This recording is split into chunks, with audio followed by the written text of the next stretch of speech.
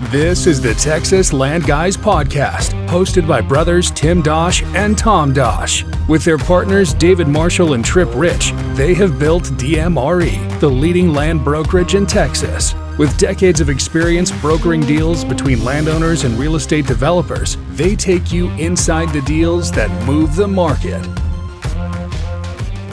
All right, welcome to the podcast. I've got Tripp Rich sitting with me here today in our Dallas office. Tripp, great to have you back. Man, thanks. I appreciate it a lot. Super excited to be back. It's been a while. There's always a lot of energy, I feel like, when you're in the office and getting to see you in person. Last time I saw you was at your wedding. Tim and I both were there, which was awesome. Love celebrating with you and Allison. Man, appreciate that. I'm so glad you guys came. It was a blast. Yeah, it was a lot of fun. Yeah, it was very cool venue. A lot to give people there. So, but thanks for coming. Thanks for making the trek to Dallas to talk about the market, talk about land. We're going to make this more of an Austin-focused episode since we have you with us. And so Tim and I are ready to just pepper you with questions. I love it. I'll bring the energy. Let's go. Okay, good. Well, one thing that we've been talking about on the podcast that some of our clients have been saying, and I think what you're seeing a lot in the news, is just that Austin has its challenges right now. And whereas maybe it was the focus of a lot of money, a lot of attention, a lot of development the last couple of years, it's been challenging just with the amount of product, whether that was industrial, whether that was multifamily, single family that was delivered, and then just some of the changes that we've experienced in the market. Challenging for Austin to just absorb that amount of activity. Yeah, for sure. So I know you're feeling that a little bit. Yeah, man. I mean, just multifamily alone, we were the most overbuilt multifamily market in the entire country. And so for not a very big market, that's a lot of units to absorb. And while there's still a lot of people moving there and we still produce a good amount of jobs, couldn't keep up with that, the supply. But moving forward, in 2024, we had 19,000 units absorbed, which is a record for Austin in 1 year. And now we're projected to have another 25,000 units absorbed in 2025. Wow. So that's incredible. I think we're actually on pace tracking Dallas's absorption. That's crazy. I'm pretty sure that's correct. And if that's so, that's wild because we're a quarter of the size of Dallas. And so I think we're headed in a great direction. I think it'll be by the end of this year, the smoke will probably clear. And if you're looking at 28 and 29, when a deal would be delivering based, if you put under contract today, you're delivering in hot air. So I think we're really excited about the future. It's just getting equity to agree. Yeah. Yeah. Well, maybe starting with where some of those challenges are, and just where you're seeing them in the market. And you can start anywhere. I mean, whether that's industrial, multifamily, single family, but maybe just starting with where, maybe what people are reading or seeing. It's that's kind of reality and going to be reality for a little while. Yeah. I mean, I kind of touched on multifamily, but for the most part, it's just very submarket focused. There's probably only a couple of submarkets that are performing pretty well, specifically downtown Austin, West Austin, kind of the core east side, or where we're seeing really strong rents. Everything in the suburbs are doing, they're just really struggling on the, just from a rent standpoint. The good thing is in the past, 4 to 6 weeks, we've seen a big uptick in absorption and renewal rates. So that feels good. But ultimately the challenge for multifamily is still the supply story. It just makes equity really nervous. Single family also built a ton. We were super active in that in the past 2 years. And, with tariffs and then interest rates, more than doubling, and construction costs not really coming down, it's made it pretty challenging for those guys to keep doing these really big deals. All that being said, the light on that is that we are starting to see some really big master plans come into play, which are, as probably 5 to 10 year deals. So that kind of gives us some glimmer. But from the challenges standpoint on single family, it's pretty tough with how shaken up they got with the tariffs, just because they didn't really know what's going to happen. In my opinion, industrial is probably 18 months behind multifamily. There's a ton of supply coming. So I think the challenge there with, getting equity on board to go vertical on these industrial projects is, are we going to be able to eat up all the supply? It's a very similar story to multifamily. We've had record absorption in 24 for industrial, and I think we're projected to do really well in 25. And so it'll be interesting to see how that plays out. But most of those industrial groups have really stopped doing the big bombers, and they're really looking for urban infill, smaller shallow bay deals that are 5 to 10 acres because it's just a lot smaller equity check. It's a lot smaller deal, a lot less risk. So, I think those are the main challenges that we're seeing right now across the product types. Retail, we're not seeing any challenges except for let's find more land. So retail's really hot. Booming. It's crazy. Yeah. They were on the sidelines forever. And now you're seeing stuff. We just put a deal in title, 20 acres, $1,750 a foot. Wow. We got another 40 acres, $1,250 a foot. I mean, big numbers for retail. Yeah, land. huge numbers. And these are out in the suburbs. Yeah, it's crazy. Are those 100% retail developments too, or will they have 100% retail developments? Wow. Yeah, that's huge. What about office? Because I know that was what was driving so much of the activity in Austin early on with office. It was big name companies, tenants coming. Yeah. You're a lot closer. I've seen a lot of articles. It's a little bit hard to keep track of like who actually came, who didn't ever come, and what's happened. I think it's a pretty bloody picture.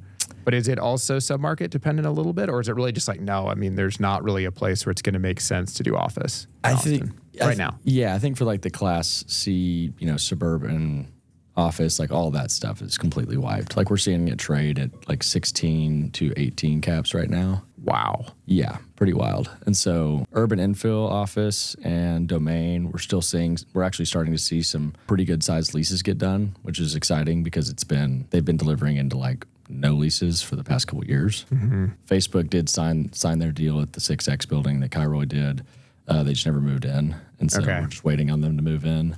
I think Google, similar story with the FinTower deal. And so, yeah, office really challenging for sure. The only activity I'm seeing from there's no development activity. Like there's all these projects that have been under construction for the past 3 or 4 years, and they'll be delivering sooner than later. Like in the next 18 months, I think we'll see another couple million square feet come on downtown. Wow. But after talking with some office brokers, we're starting to see the bigger tenants resurface and have RFPs in the market. And so I think we're going to keep producing jobs and keep getting those big companies. It's just going to take a little bit longer, but they're still going to get some pretty good deals because there's a lot of office to chew through in Austin. Wow. And I'm assuming that was a lot of spec office. What you're referring to, a lot of that's probably spec. I think it was pretty much all spec minus the Google building. Yeah. Wow.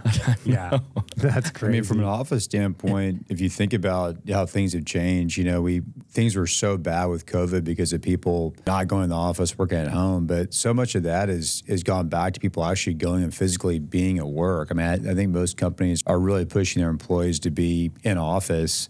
And then there's so much desire for these new, nice office spaces, and downtown Austin is so cool. I would think a lot of companies and a lot of workers would want to be in those kind of locations. So I wonder if they'll be surprising how well those end up doing. Yeah, it is interesting to see how it's all going to pan out for sure. And I agree. I think a lot of these companies, we're starting to see people make them go back into the office, which is I personally love because it just brings more energy. Yeah. Like for us, it's like we got to have people in the office. Yeah. There's so much more energy and people. And with downtown Austin, like to Tim's point, it's such a fun place to be. There's so vibrant. There's so much energy. I think that we'll start seeing some of these bigger leases get done, which is pretty exciting. I don't get to Austin as often as I'd like to, but being there for your wedding, it was pretty amazing. Like we stayed, right down in Austin, and the high rises being built there are incredible. Yeah. And so to your point about the amount of office being delivered, you were just talking before we started recording about a project that's getting incredible rents on the multifamily side that blew my mind because we don't have anything in Dallas that even touches that. Well, that's the wild thing about looking at the multifamily market. You see some of these suburban deals that could be well located and built really well. And in certain submarkets, they're leasing up at $1.30 rents. Wow. Which is extremely below pro forma. Yeah, that's 10, 15 years ago, pro forma, when developers said this is what we need to make a deal work. Yeah, literally. And then you look at 6X, Kairoy's deal, which has it's office and retail and multifamily. In that building, that's where Facebook signed the lease at. And those guys are leasing up right now at $5 a foot rents, which is just actually north of $5 a foot rents, which is crazy. Yeah, that's incredible. And you were saying the penthouse is $30,000 a month, and they just signed it. Yeah, that's incredible. It's very interesting. Yeah, but it's like prime location, incredible amenities. And so I think you see all this bad talk with the media, in the New York Times, the Washington Post, talking about how Austin's dead, everyone's leaving, the tech scene's busted. And I'm like, okay, well then where are all these high-paying jobs coming from? Like, why are all these people still moving to Austin? It's like, because everyone wants to live there. Yeah. And everyone wants to figure out a way to work there. And when you're signing leases like that, $5 rents, and this is a huge, hundreds and hundreds of units deal. Yeah. And they're leasing up like that. And then the other ones are starting to do the same downtown. It gives me a lot more confidence because there's a lot of people that are moving here that just got a new high-paying tech job, amongst other things. And so I think there's just also a lot of money moving to Austin, entrepreneurs, and there's all these media people, podcast people, Hollywood people. Just there's a lot of very wealthy people that want to live in Austin. Austin. They want to be their home base. They want to have their headquarters there, whether they're a small company or a big company. There's just so much energy that doesn't seem to be slowing down at all. Yeah, I don't think so. I was going to ask you, Tripp, what do you think about the Elon Musk factor? Because I was listening to a podcast with Kathy Wood flying back from Europe a couple days ago, and she was talking about how bullish she is about Tesla, talking about their stock going up, literally 10 times, like 1,000% increase in the next 5 years, mainly because of what they're doing with, this kind of, self-driverless car thing and like that, I don't know what they call it, their taxi, software or something where you can actually have your car go like, pick people up and chauffeur people around while you're at work or while you're not driving it and make money off it. And then all the robotics that he's investing in and all the AI stuff. But she just thinks that there's so much upward momentum for Tesla. I'm just wondering, it seems like he's really committed to Central Texas, continuing to invest there. I mean, do you see that as a big, kind of bullish thing for Austin? Yeah, I think so. I think it's been really cool to see him, like what he's done, well, just A, in general, but B, coming into Austin, bringing all those jobs, bringing the Tesla Gigafactory, bringing his boring company. It's been really cool, and I think we'll continue to see a lot of growth and expansion from him, and almost like this ripple effect from bringing Tesla to Austin, because it's allowed all of these suppliers that support Tesla or that Tesla needs to come into these other buildings. And I think that's just only going to keep growing because he's producing millions of these cars. But it's funny you brought that up about the driverless Uber, because I think he launches in a couple days and there's all this media that's like, it's not ready. And I've seen the Waymos. I've been in them in Austin. We have those. Yeah, I'm excited for them. I love them. I bought a stock, 12 years ago, and I held on to it, thankfully. So I hope Kathy's right. I hope it does take us in 5 years. I mean, even if she's partway right, I mean, that's a pretty insane prediction. But I think if you look at just how innovative he is and how many different things he's working on, and the fact that he's so big on Texas, wanting to have everything be centered there in Central Texas, you just have to think that's going to really help that economy a lot. Oh, 100%. Yeah. I think it's huge for probably all of our markets, honestly. He just continues to bring innovation, more jobs, more money, continues to keep buying houses next to his house, and house after that, and house after that. So I don't think he's going anywhere. He's buying up a ton of land right now. So, like down south, like thousands and thousands of acres. So it's like, what's that for, right? Yeah, it's interesting. Yeah, it's what he's done is pretty incredible. Just SpaceX, all the different companies, and I think you're right about it benefits all of us in Texas to have that kind of a focus, and also just to show that like Texas is a place where you can pick up your entire operation and move it to Texas and not miss a beat and really grow and explode. Yeah, and we've been trying, I think, as a state to be as business friendly as we can.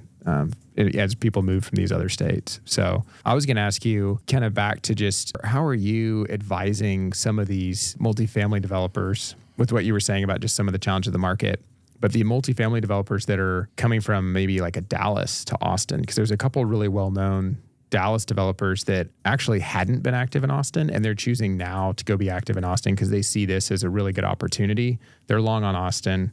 They're going to look through kind of the headwinds of today, and a couple of years ago, if somebody called you from Dallas that had never developed in Austin, you would not have had time to work with them. Sure. Because there were so many active developers and offers. And so what advice are you giving to them on like, where to look, the type of deals to look at, and then the reverse, like what are you seeing them look at? What are the type of deals that they're wanting to do? Honestly, we've been pretty much on the same page. They do their homework pretty quickly and look at supply and rents. And so they pretty quickly know, okay, like here's the submarkets I want to be in. It's just a little bit funny because it's like, historically it's like, well, yeah, everyone would do a deal here because you can't do a deal here. Yeah. Right. But there are a few pockets in Austin that, I basically have just said, hey, look, we've got little to no supply in the submarket, and we're still getting $2 rents. This is in the suburbs. And I think you can get this capitalized based on where hard costs are today. And so we've just been really adamant about those few pockets, and we're able to tie up a few deals pretty quickly at like pretty healthy numbers for our market today, and probably even in general. But yeah, honestly, it's either that or just going like really well located site that is really cheap that you can get a ton of time on. But as we both know, those don't really exist. Yeah, those are hard to find. It's trying to find the hole in the donut right now, or just something that has a really good story. Story is a big deal right now for equity. And so whether you're local or you're coming from Dallas or another state or another country, I think the story is so much more important. And a lot of that comes down to supply, what's headed there. When is I-35 going to finish? When is the Y going to finish? Like there's a lot of things that are under construction and on the way in Austin. and have been for some time. So I think, basically just advising them to try and stay away from all the supply. And it sounds like the suburbs have been really hit because of supply. Yeah. Because that's the connection of low rents, just lots of supply. And that's, I guess, where we've seen that in our cities. Like that's where most of the development was, because that's where capital wanted to be. Mm-hmm. Yeah. Yeah. It's funny watching some of these like workforce deals, for us 5-7 years later now, and how some of them performed and how some of them did not perform. Because, that was like the big wave for forever. And now we're starting to see some of these deals exit. Good or bad market, it's all relative, right? But you're looking at some of these deals and you're going, okay, well, like, this one's probably scaled back a little bit too much. And it was kind of like out in a field and it's not performing very well in today's market. And then there was one that was barely a little bit nicer, but in a really good location, performing very well. Yeah. So tale as old as time. It's like location, Yeah. right? So how has that 35 corridor fared? Because I would assume that's a lot of the suburbs we're talking about, but really 35, and then also don't want to step over or bypass San Antonio and just hear your thoughts on San Antonio. But I know there's been so much focus the last couple of years on, I don't know if they call it like the Golden Corridor. I've heard different names for like the 35 corridor, but you mentioned 35 finishing out. There's all these cities between San Antonio and Austin. They're growing together. But I know there was a lot of supply in like Kyle and Buda and some of those cities. Tons of supply on the multi front, the single family front, the industrial front, Kyle, Buda, San Marcos, New Braunfels even. The challenges that we're seeing today outside of supply are like impact fees in a lot of these cities. Like New Braunfels, I think, tripled. And so we're seeing all these municipalities like really increase their impact fees, and it's already a hard market to develop in. And then you do that. So like that's been a pretty big challenge. You think that's to discourage development, or you think it's a combination of that plus like, hey, there's people that want to be here. We can just make a ton of money as a city by increasing our impact fees, and people will figure out a way to pay them. Yeah, I think it's probably maybe a little bit of both. Some of these municipalities don't love apartments, but they know that some of them know that they have to have them. Yeah, probably a little bit of both. And then I guess, it's interesting that you say like every use type was active, because I think that's the area where we did the deal with Tesla, right? Yeah, that's right. Down in that corridor. Was it Kyle? Big project down in Kyle. But then like going down to San Antonio, how has San Antonio fared? And then how has it been viewed? Because it never seems to have like crazy activity. It's also never fully dead. It's kind of like clicks along, but it's a massive city. It's a sleeping giant. It's a singles market, and occasionally you'll hit a double. We've been super active there since, I don't know, the past 6 or 7 years now. On the multi-front, we've done a ton of multi-land transactions, and once the market turned, in the summer of 2022, single family got extremely hot there, and so we've been lights out there for the past 2 years. We're continuing to pick up new single family listings and do a ton of single family buyer rep deals, and I think it creates this opportunity for the builders today, because you're not getting as big of an exit, but you can get some cheaper land, and there's a ton of people that are moving to San Antonio because of the affordability and the culture, and so. It's a really interesting market. It's going to be really interesting to see 35 finish out, and then, over probably the rest of my lifetime, but maybe the next even 10, 20 years, kind of see San Antonio and Austin connect, because there's still a ton of land in the interim. Yeah. I think the bigger issues that we've seen, going back to your first question, was we're running out of utilities everywhere. And I think that came back to my mind about the impact fees. Yeah, you guys are seeing so a pretty big that makes drought, sense. right? Yeah, Right we're now. getting like there's a huge, if you've been to Lake Travis, there is a massive island in the middle now, which is, I've never even seen that in like 30 years. So crazy. We're just running out of water. I don't know what we're going to do. Well, it's something that we're, not experiencing maybe at that point everywhere, but I know Conroe has had a water moratorium. I think they just Princeton has had one. they just had a development moratorium too. Yeah, so you're seeing that. Magnolia. Part of it is just the growth in Texas is so significant, but obviously Central Texas traditionally does not get the same rain as like a Houston or a Dallas. But it is pretty amazing like that we'd be running out of water in a lot of these municipalities. It's like, should we get in the water business? I've been trying to message Elon and tell him to just go ahead and build the Probably what he's doing. The piping from the ocean, to the Gulf of America. That's why he's buying it all That's down exactly south. what he's doing. Yeah, it'd be genius. Yeah, solve a lot of our problems, and then he'd be the impact fees. We just pay Elon. He's probably doing some big data center or something down there. We've got, I think, 2 under contract in that immediate area. So, and they're pretty big ones. So Yeah. Yeah. It's interesting with San Antonio and Austin because it makes sense that it could become just like one mega city or mega MSA where it just completely grows together and everything changes, with how it's perceived. Yeah, it really is. I mean, it's kind of interesting because you know how you have Dallas and Fort Worth, and then you kind of have all the sports complexes right there in the middle in in Arlington. Yeah. And so I got wind a couple weeks ago at a golf tournament from a pretty credible source that there is a baseball team coming to Austin. And allegedly it's going to go right in the middle, which would be in San Marcos. Yeah. Which Make is a lot of sense. I was just like, man, that's kind of what Dallas. So I don't know. We'll see. I mean, you could commute from San Antonio to Austin. It's a decent commute, but like you talk about affordability in San Antonio, Austin's the opposite. Complete opposite. Yeah. You can go to San Antonio and live in an incredible home that's affordable. Yeah. With great schools. It's beautiful in the hill country. And it's a third or a fourth of what it would cost in the same area in Austin. Wow. And I guess a lot of that builder activity, I'm guessing, is a lot of like first-time homeowner, like you're talking like entry level. I'm thinking the east side of San Antonio. East side, south side, a little bit of the west side. LGI, David Weekley, all these. Lennar, they have product, KB, DR Horton. Yeah. All the publics are going in and building, more starter communities that more people can afford. You're not that far out though, which is amazing because I remember seeing that when we were starting in the business, like in Spring, Texas. You drive by new homes in Spring, and it would be like starting at 100,000. It's like hard to believe that was 10 years ago. We should have snagged all of those. Yes. Yeah. But now I don't really see in DFW. I don't really drive by those communities and see anything that's like starting less than 350. It's just so expensive to build in the land. But you go to San Antonio, and I was still seeing stuff that started with the one. It was like starting at 180, and you're just like, wow, it's a new home. It's like, I think there's some 150s in one pike. Now, granted, they're like these are small, single garage, very skinny, but it's like, man, it's also really cool. It allows so many people that have blue collar jobs there or are moving there to have a house, to have a home. Yeah, so it's pretty neat to see, but it is very interesting, and I think we'll continue to see the single family growth and expansion in San Antonio. I think the cat's kind of out of the bag because they can just build so much cheaper. The land's cheaper, but their sales velocity is pretty intense. I mean, they sell a lot of those homes, depending on, like, again, in those pockets we're talking about, like in the South and the East, where it's more affordable. Well, it's obviously a much bigger area, but the Texas Triangle in general, because I used to do the drive from Houston to San Antonio a lot just to because of family, and and it's developed so much more, but for so much of that drive, it's developed. It's almost like Houston and San Antonio at some point are going to feel like it's like one continuous, developed city. And then it's kind of getting similar from Houston to Dallas. The biggest difference is Dallas just doesn't grow as much south.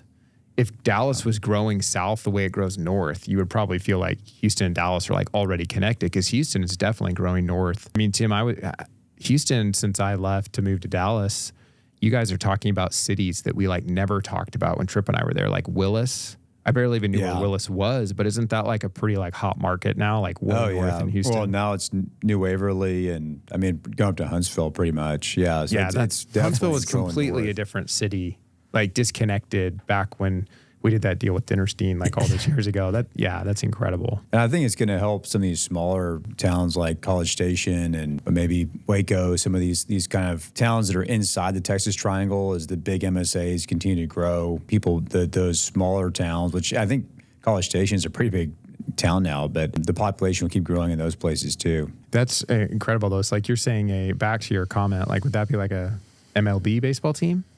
Yes. Wow. Yeah. It makes so much sense. There's two expansion teams. Okay. Yeah. And so supposedly it's Austin and Nashville. I mean, you can't beat getting to locate between two of the largest 10 cities in the country. You think about that population compared to so many other.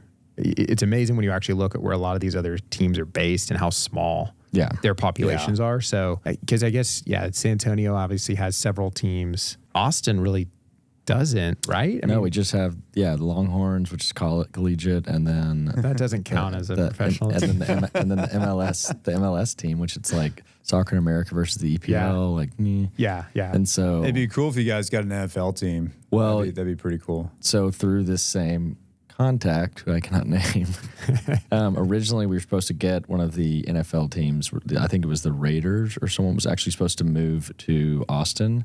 And your boy, Jerry Jones, shut it down. Oh, interesting. because he didn't want to affect Oh, the wow. Cowboys' income. Now you've got Jerry Jones and Elon Musk here come after you after this podcast. Hey guys, come on. bring it sun up to sundown. Let's go.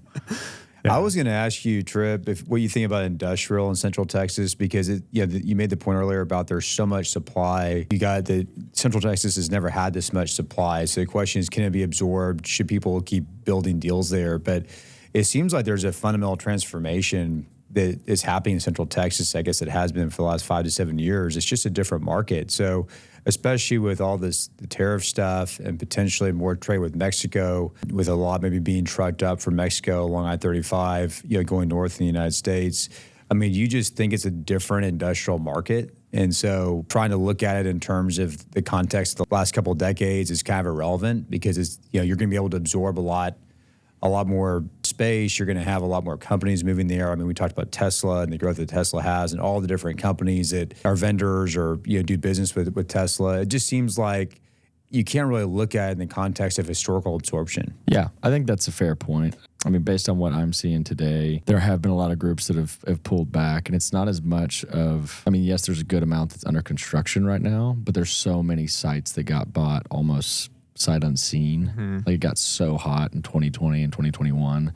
And those same deals have yet to break ground, but that was 5 years ago. And now they're just now getting their permits. And these are like big 1 million+ square foot bombers, and they're all in one little pocket. So I think that's what's kind of making people a little bit nervous. But all of the smaller shallow bay stuff is leasing up really well. I've invested in a couple of those deals. Like down south, even in San Marcos, we've got a small 100,000 footer. And we'll deliver the buildings on Monday, and we're already 30% leased. Yeah, that's great. So it's like incredible on the smaller stuff. We're seeing that stuff lease up pretty quickly, but the big leases we're not seeing as much of, at least from what I'm hearing. So it's I don't know. It's more of like a time will tell. I think you've got a really good point. I think with the suppliers that are going to come to feed the Samsung chip factory, and then the Tesla Gigafactory, and then there's another chip plant that's actually proposed next to one of our listings in Taylor on Highway 79 that just got announced. So I think these continuing to have these big production companies that produce, like chips or cars or whatever it is, you don't realize is so many of those suppliers have to come in to feed those businesses. Yeah. Those are major businesses, and they, it's like every single one. It's like, okay, we got to have a light supplier. Okay, we got to have this part supplier, whatever that is. And there's thousands of those parts. So I think it'll be a lot of smaller tenants that'll fill up all the small stuff. I'm curious to see how the big projects fill in and like how much time that takes. But yeah, that's a good point, because it could be something where it works longer term, but it takes 4 to 7 years, to really play out. And so can you hold on that long? Yeah. But for the most part, those groups today are really looking for something that's very similar to multifamily. It's got to be a really good location. It's got to have a good story. Austin got so hot. I mean, there was just to your point about buying sight unseen, it was so hot. And so I think part of the reaction is, it really was across the whole country. And even other countries, people were like, we want to go invest in Austin. And so there's just so much that happened. I think what you're getting at is Austin's like growing up to a whole new level as a city, and what was normal and what is going to be the norm is going to be completely different. It's just going to take a little bit of time, which is what you're saying, Tripp. It just has to get there. But I'd be interested, because you mentioned a couple different stories just as we were getting ready about some international money that you've been talking to, looking at different deals. Like, how have you seen, where was a lot of that international money focused on the land side, like use type wise, as it was really hot? And maybe that is some of the like sights unseen. People are just buying properties, 100 acres here, multi-family sites here.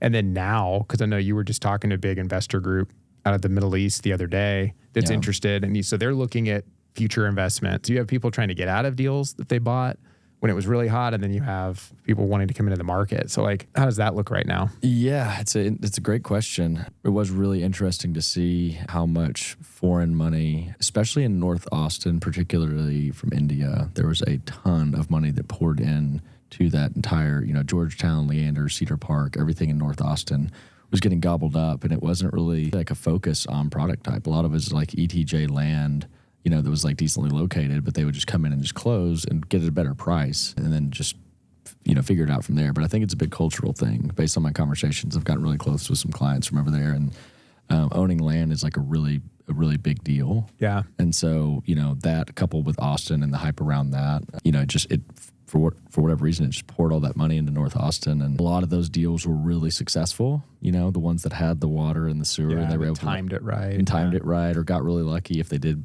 buy it sight unseen. And then there was just a ton of lack of due diligence on a lot of these deals. And so there's a ton that don't have water, don't have sewer, and have no path to that right now, or, you know, a very long time from now. And so a lot of these people are sitting on sites that they put leverage on. They're like, well, I can just go flip that. But then they had to like get entitled or get water or get sewer or, you know, run through this clomer, and it took time, and then the market turned. And so there's a lot of people that made out really well, and then there's a lot that we're seeing that are starting to, I think, come to grips with, you know, just letting go and getting out of the deal and trying to get out unscathed and instead of trying to make money. But it has been this really strange environment where it's been almost 2.5 years now since, you know, it really tanked, and a lot of these people are still saying, you know what, I'm just going to hold on, I'll just wait. Yeah, I'm just going to wait till it comes back. And so we haven't seen as many opportunities as like a cent hasn't, you know, like we haven't seen near as many as we have, I feel like, in Dallas and Houston compared to Austin. It's like there's a lot of people holding on and just waiting it out. Yeah. How are the lenders looking at that, Tripp? Are you seeing these guys that have leverage and they're in a kind of stuck where they can't develop their way out of it? There's no utilities. Are the lenders being patient with them? Or are these like non-traditional loans where they can get time? Or unfortunately for me, they're being patient. Fortunately for them, they're being very patient. And so I don't want anyone to, you know, go through dire straits by any means. But it has been very interesting. I've been reaching out to, and I've had a lot of banks reach out to me just to connect on land deals and see if, you know, they have any clients that need to get out or just need, you know, a free BOV to understand what the market actually is today so they can get their bearings. I'll probably get a call or two a week on those. But yeah, right now the banks are just being super patient. They don't really know what the land is worth, and then they don't know, they don't want it on their books. And so they just keep kicking the can down the road. Like I think we've seen 2 get foreclosed on in all of Austin. Wow. And a lot of these guys have heavy, like a lot of these banks have heavy land exposure. So, so they really don't want to. They really don't want to. No, they don't. Well, and it's hard to your point about like they don't know what it's worth. We're in the business every day, and it can be hard to give a value because we know that so much of that value too is like how quick of a close are we talking about? Because if they're like, well, what's it worth and I need to get it off my books in like 90 days, that's a really different number than like 18 months, which on a development site, it's 18 months. Yeah, 100%. I think you guys do this as well, and I think y'all do it in Houston, but when I'm operating with anyone that's like has a big loan and wants, you know, both scenarios, I'm like, hey, here's the quick close price, and then, you know, the next page has a breakdown with entitlements and utilities. And they're only like 5% apart, right? The prices? Sure. Utilities are a question, and you don't know when you can get them. It's one thing if you know, like, we'll get them in 18 months or something, or, you know, that you can kind of dial that in. But, you know, some of these cases, maybe you don't know when you'll ever build utilities. I mean, probably in the next 5 years you can, but you don't really know when. I mean, that really has an impact on price, you know, that kind of uncertainty. So that makes it challenging too. Yeah, I mean, right now it seems like the sites moving the fastest in all of our markets are the deals that are teed up. Because it's like you don't really want to go spend time solving a complicated site when it might be hard to get capital. You want to go work on if you can get time, you want to go get time on something that you know you can execute on. Yeah. You do, I probably want to go solve something complicated if you can get a ton of time, because we know developers like that too. But it's funny, that's what we're seeing. Unless you know who they are, there's a few groups that have a ton of money that can and have the ability to just come in and close on something. But in Austin, it's interesting because all the sites that we're either selling for developers or know of sites that are developer owned that they would sell, they still are in that, you know, we want to make money on the site. Yeah. And still today. Yeah. And so many of those are like either not trading or they're still sitting there, and I guess they're just going to wait and let their carry like eat it up and build it, and then probably do pretty well if they can get a shovel in the ground. But it's so interesting because outside of those few groups, I'd say the other 95% of developers almost would prefer, at least in Austin, would almost prefer to go work on something that would take 12 to 18 months so that the market can recover. Yeah. Which is like, you know, think about, you know, 3 years ago when we had shovel-ready sites in Austin, which is like not really a thing. You know, they would be trading like hotcakes. And closing in 60 days or something. Yeah. I mean, right now I think we have like 84 multifamily sites in Austin. Yeah, just it could be bought. Yeah. Well, maybe as we're kind of like wrapping up, I was going to ask you, like, what advice are you giving the startup to a developer on the buy side, but like in the current environment, current market? Because I do think there's a huge opportunity in Austin. I think you said earlier, submarkets that you would have never thought you could go get a deal done Like right now you can. Like you could go develop in those areas much better than Tim and I do in Austin. Like where historically, it's a good submarket, it'll be a good submarket long term. You just got to be willing to kind of like take that chance.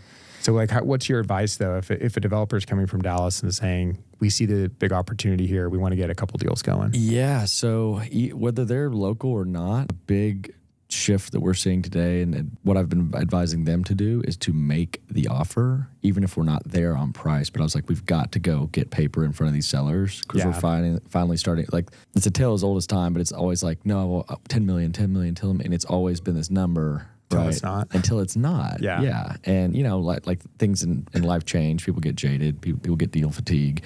And so one of my biggest push and advice pieces to developers across the board has been, hey, let's put something in front of them. And we're finally starting to see those numbers come. Like it's like he's like, no, I'd take 9 million instead of 10. And it's like, and we're at 7.5. And it's like, hey, and then another 6 months go by, and then the deal ends up trading at 8.2 million, right? And so it's really interesting to see the guys that are now making those offers, and we're tying them up. We tied up 2 multi-sites last week, very similar scenarios. It's like, hey, we can't get there on price.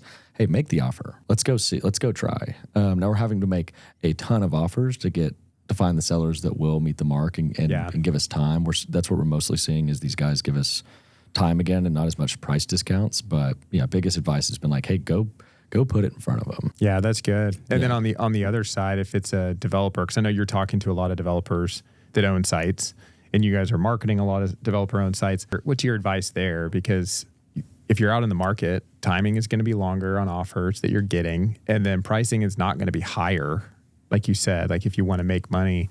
And I know it's really hard to look at the future and say what's going to happen. It could be a while before things come back. And we never know that for sure they're ever going to come back to a certain price. It's like, what's your advice to sellers there that are, should I take this offer? Is it going to get better? How long is it going to take to get better? Developer-owned sites you're talking about? Yeah, that's a really good question because I'm having a lot of those conversations right now, especially for the ones that we're marketing. And so much of it's situational, right? Is it in this fund? Is it a single deal? Mm-hmm. Those all have have pros and cons, but those all have a big effect on kind of my answer. But generally speaking, for the group, for sites that are like in good submarkets and they might have to wait another like 6-9 months to just get equity, and they can't really get an incredible number today. It's like I've been telling everyone, hey, if you can go get an equity partner today, almost regardless of what submarket you're in, if you can go get a shovel in the ground today, you're going to crush it. Yeah, because you're just going to deliver into hot air.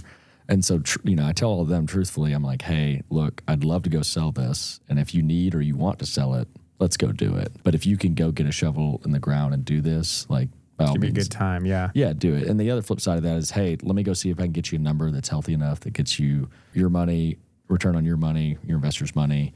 If I can't, wait and go build it out. Yeah. Right? And so it's such a situational question, though. Yeah. Yeah. Well, like you said, working with the buyer to give them time to try to hold the higher price if it's a legitimate buyer. Right. Then trying to get a quicker close and the higher price. That's just not going to happen. Right. Well, the other interesting piece is right now we're kind of in this, I'm working on a couple right now. I've traded some LOIs just this morning on a couple multi-sites where it's this funny time where it's like we're getting a pretty good price, but we're getting, 14 to 16 months to close. And a lot could change in Austin in the next 14, 16 months. And I think we're going to continue to see some positive change in that front. And so that's another thing I've been telling the developer front is like, hey, let's go tie stuff up at pretty good basis and wait and see. Because a lot of these buys could be really good in like 18, 24 months. Yeah. But it's this interesting time with like landowners even because they're like, well, should I wait? Or should I just sell it now at this, median price? It's hard to tell the future. Well, it's so smart to be contrarian because you're in such a hot market, and so now it's a really hard adjustment to go into this more challenging market. It makes sense with the barriers to entry in Austin that if you can go get good quality sites like that and get time and get a good basis, I mean, you're going to be sitting so good here in the next 18 to 24 months because I do think I'm very bullish on Central Texas. I mean, maybe more than Houston and Dallas. I just think there's a lot of growth there that we have yet to see. As those market, that kind of whole region just continues to mature, and I think there's a lot of attraction globally to it. So, this is like the opportunity. If you're a developer or a buyer to go in and actually maybe get a somewhat decent deal and get into a better site, that maybe was hard to get into, the last couple of years. Yeah, I mean, you sound just like me in all these meetings, and they won't let me go to their equity meetings. And I told them, I was like, I can convince equity, and they're like, no, it's not that bad yet. We won't call in the big dogs yet. No, but in all seriousness, that's how I feel too, Tim. I think it's such and it's not just like a biased. I mean, we have to be positive as brokers, but like from a truthful outlook from my standpoint, it's like you could not pick a better time to go after sites.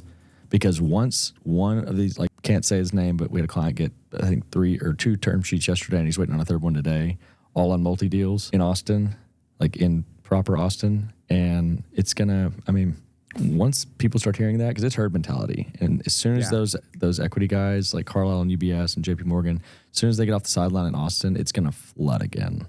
We're going to be right back where we were. So it's like right now. Would you say that Tripp, are there higher barriers to entry just from a geographic standpoint, and just because you have a lot of natural barriers in Austin and kind of Central Texas versus Houston or Dallas? Houston, we just keep kind of expanding further and further out, and there's a lot of land, and it starts getting pretty far away from the city center. But we don't have the natural barriers that it seems like you guys have. There's so much topography in Austin. You have Travis. I mean, there's just kind of a lot there that makes you kind of grow north to south and just be a little bit limited on how fast you can expand. Would you say that's accurate? Yeah, I'd say it's super accurate. It's extremely difficult to develop in Austin unless you're out in the ETJ and you have water and sewer. And even then, it's going to take you some time. But those the quickest deals. But again, these are deals that are kind of out in fields. Yeah. But even the municipalities outside of Austin are really hard to develop in. We have these watersheds that they only allow 20% impervious coverage on basically everything on 290. And until now, you can de-annex, but there's no sewer out there. And now sewer is about 2 years out in Dripping Springs, but now they're completely out of water. And there's all these lawsuits. It's just it's extremely hard to develop where you want to build and live in Austin, which makes it even more interesting. So, yeah. Good. Well, this is great. Thanks, Tripp, for coming in to have this conversation, get an update on Austin. It's fun to talk about this and just kind of ask questions and get your take, because I know you're having so many conversations every day on that market. We tend to get pretty focused on our markets and the same type of conversations. And so appreciate you coming in and sharing all the insight with us. Yeah, appreciate the time. Thanks for having you guys. Thank you. Yeah, it's great to have you on the podcast again, too. It's always fun to sit down. It is, man. I missed it. It's been too long.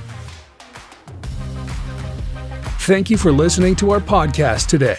If you have questions about land you own in Texas, send us an email at texaslandguys@dmre.com and follow us on LinkedIn to stay updated.